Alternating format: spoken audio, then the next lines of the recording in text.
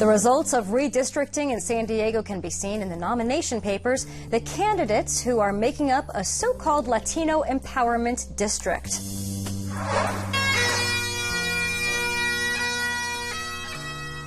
A nation's final farewell to First Lady Nancy Reagan, the special world she shared with the Commander-in-Chief. It has as many flowers open as this one does. Forget about the prom night corsage. These prized blooms have a loftier destination. The San Diego fans who want everything coming up orchids. You're watching Evening Edition on KPBS.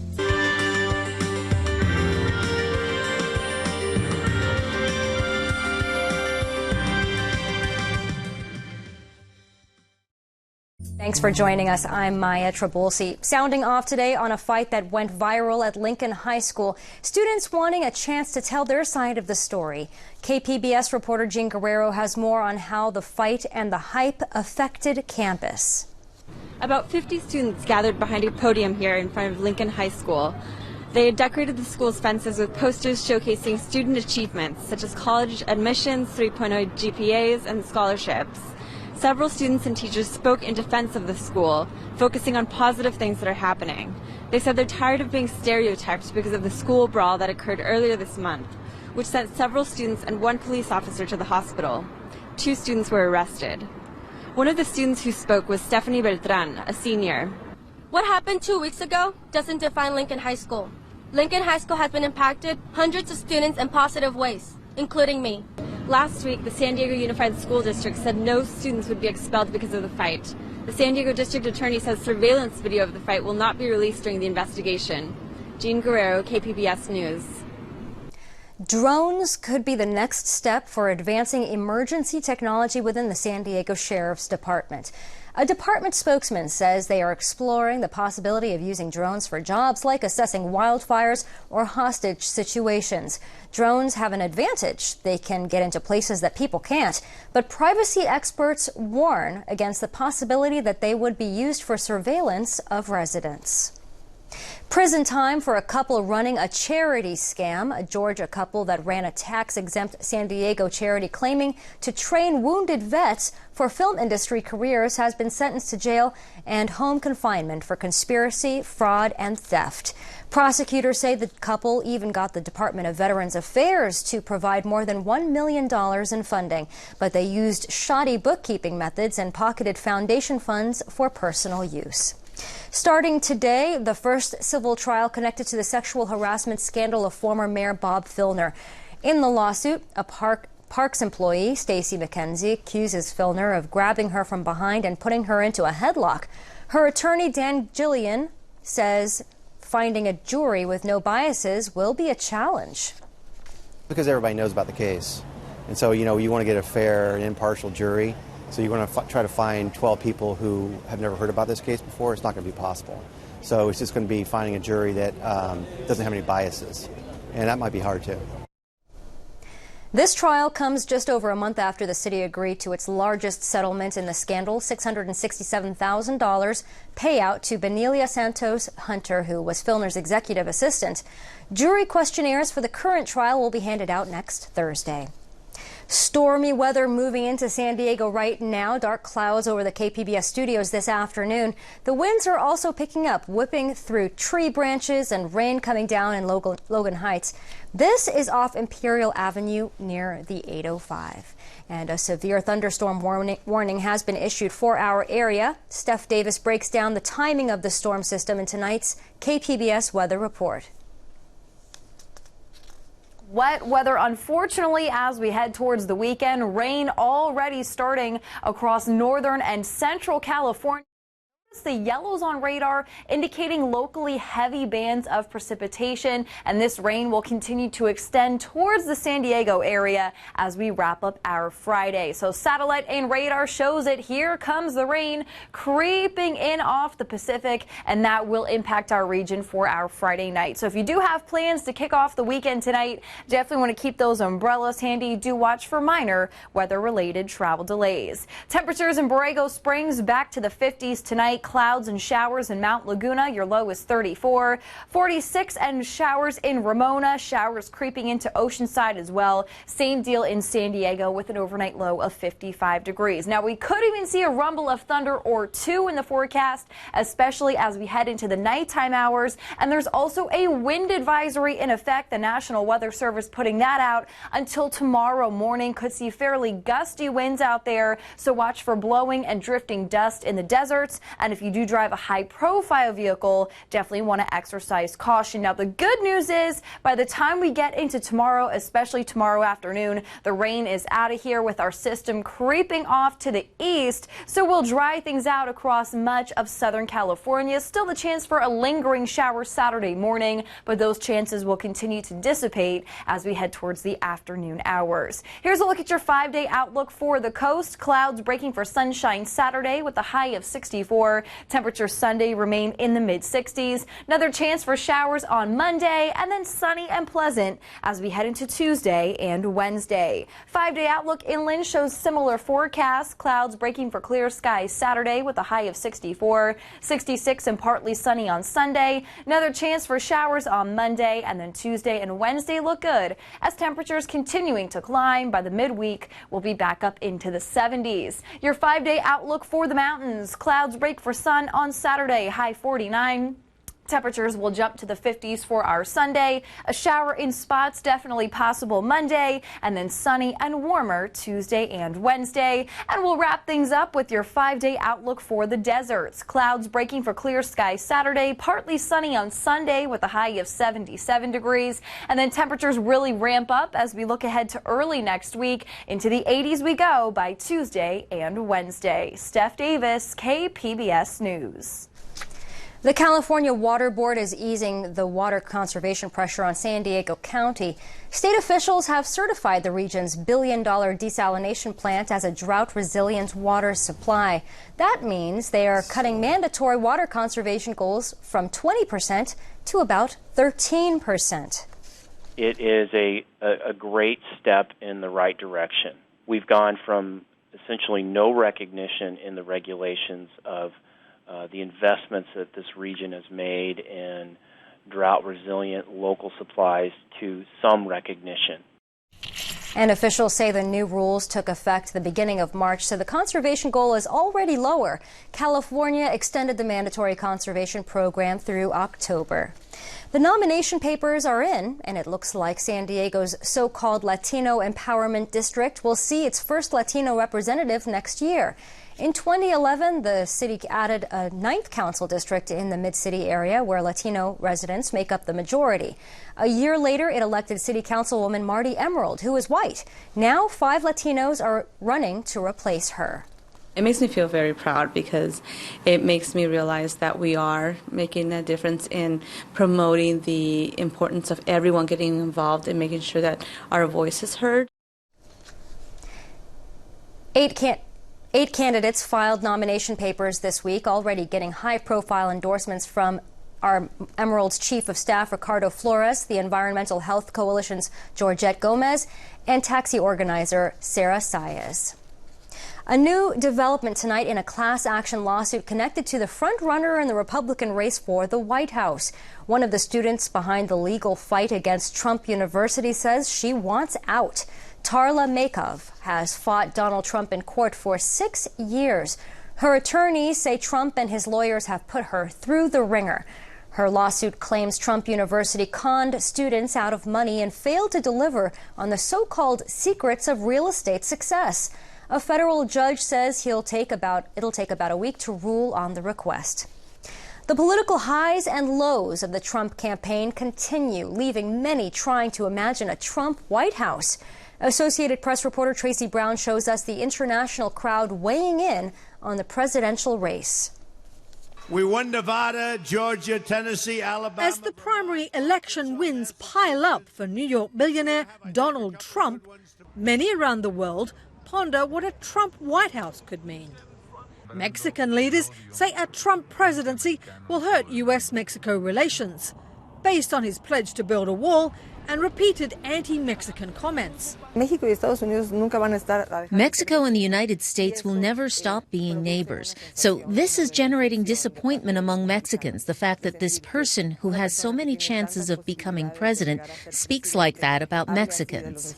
In Havana, which is about to host a visit from American President Barack Obama, there is pessimism. This is a man who is not right in his head.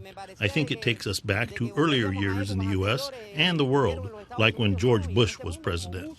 Further south, Trump has his supporters and detractors in the Argentinian capital, Buenos Aires.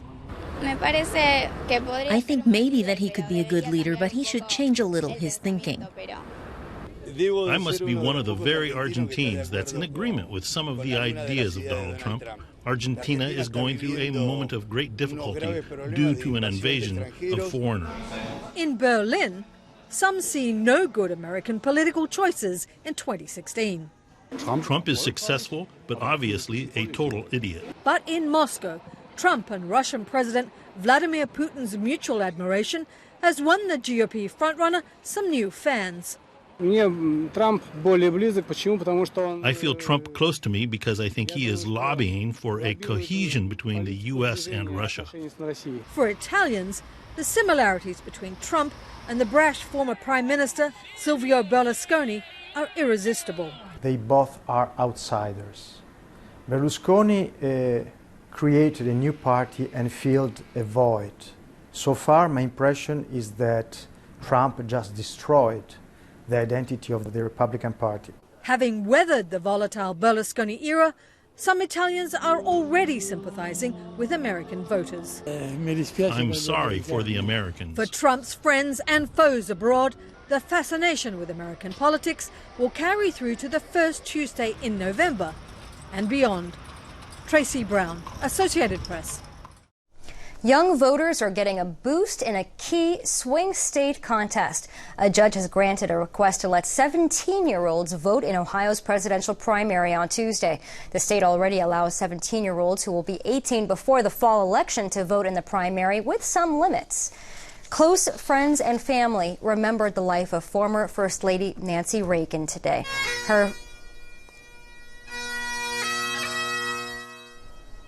Her funeral service was held at the Ronald Reagan Presidential Library near Los Angeles.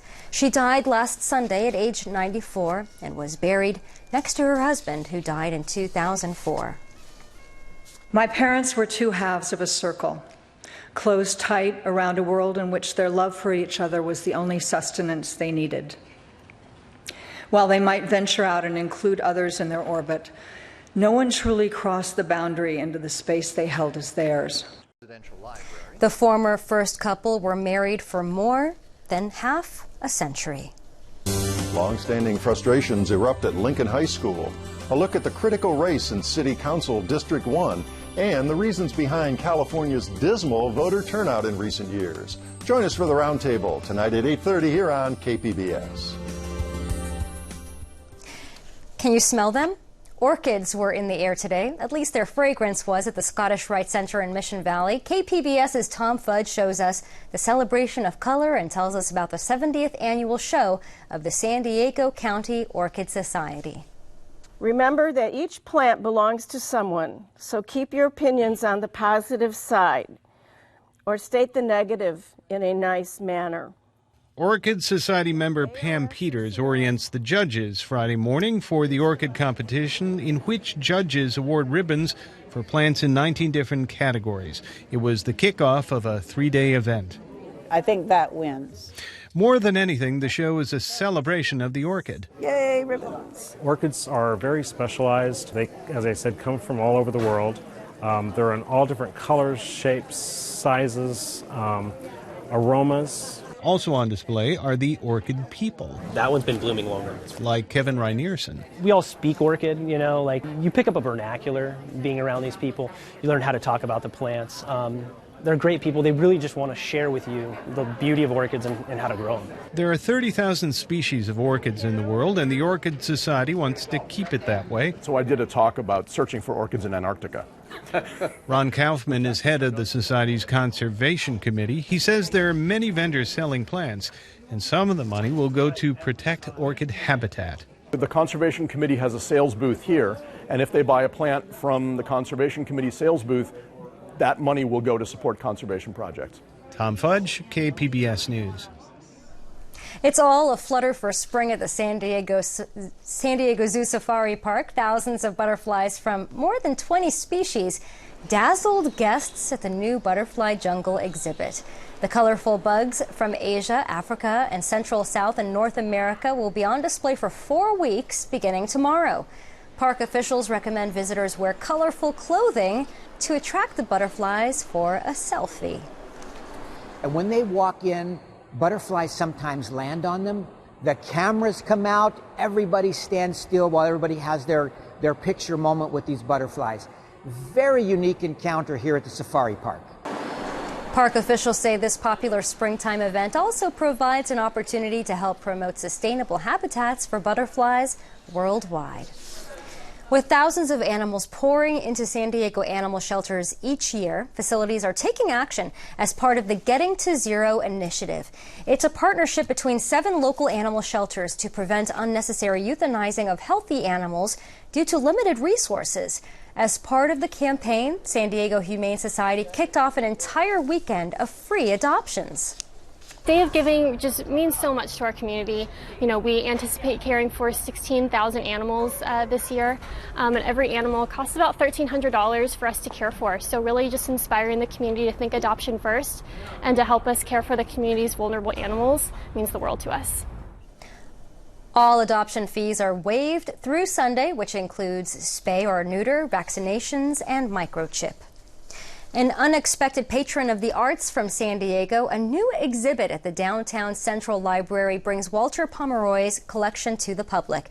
KPBS culture reporter Angela Carone says his collection highlights important local artists from the 50s and 60s. See, I'm not buying them because they're famous.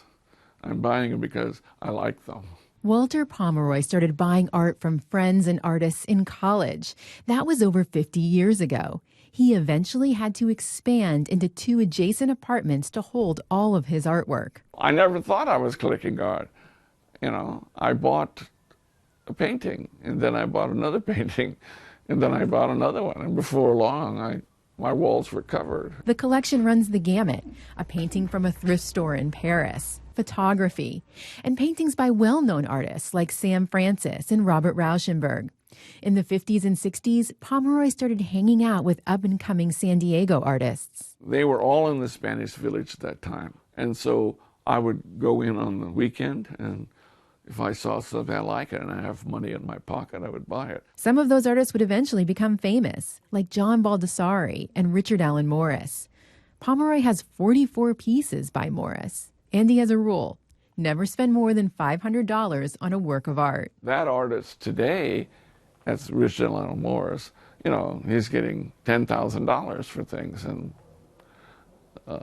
so I don't buy Richard Allen Morris anymore. Suffice it to say that Walter has collected the most extensive slice of what painters and drawers were doing in San Diego during the 1950s and 60s. Pomeroy did all of this on a modest computer programmer's salary. He worked at General Dynamics for 33 years. He always loved art, music, and books, but he did not come from an arts-loving family. My stepfather was a Marine. My biological father was a sailor.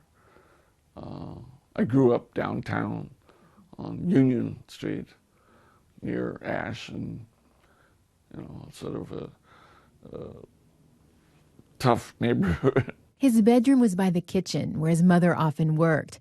Pomeroy would listen to records, operas by Strauss, and one by Gertrude Stein. Prepare for saints. Prepare for saints. She has an opera, 4 saints and 3 acts, and there's a wonderful refrain: pigeons on the grass, alas, a magpie in the sky.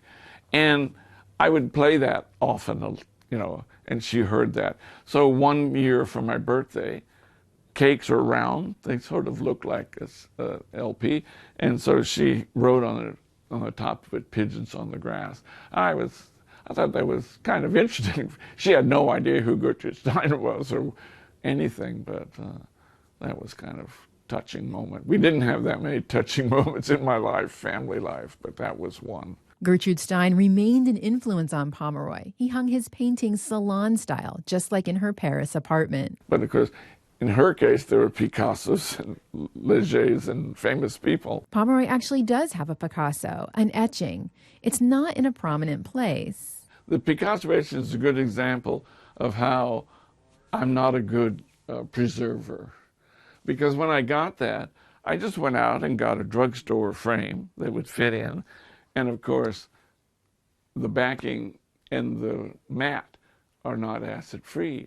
And now you can see how dark it is. When curator Dave Hampton first saw Pomeroy's collection, he couldn't believe how accessible it was. It seemed so unpretentious.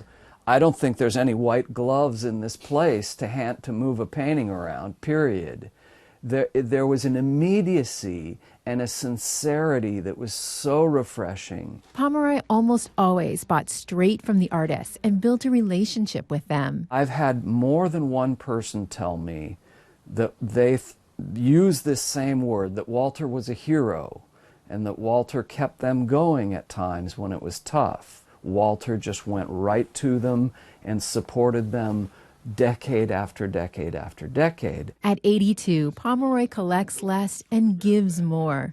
He's donated works to the Oceanside Museum of Art and the city of San Diego, but he still hunts for art. I still do. I still enjoy going through thrift stores and finding something wonderful. It doesn't have to be, a great artist, but just something wonderful. Angela Carone, KPBS News. The San Diego Museum of Man is serving up a new exhibit on cannibals. KPBS arts and culture reporter Beth Accomando explains why it may not be what you expect. Pop culture tells us that this is a cannibal. I ate his liver with some fava beans and a nice Chianti. And so too are these. Some of us might dispute that she's a cannibal. But you might not realize that this European king was a cannibal for his practice of consuming corpse medicine. One of the most famous users of this kind of medicine was King Charles II of England. And in fact, he had his own laboratory. And there's a kind of ground-up skull that they called King's Drops after him.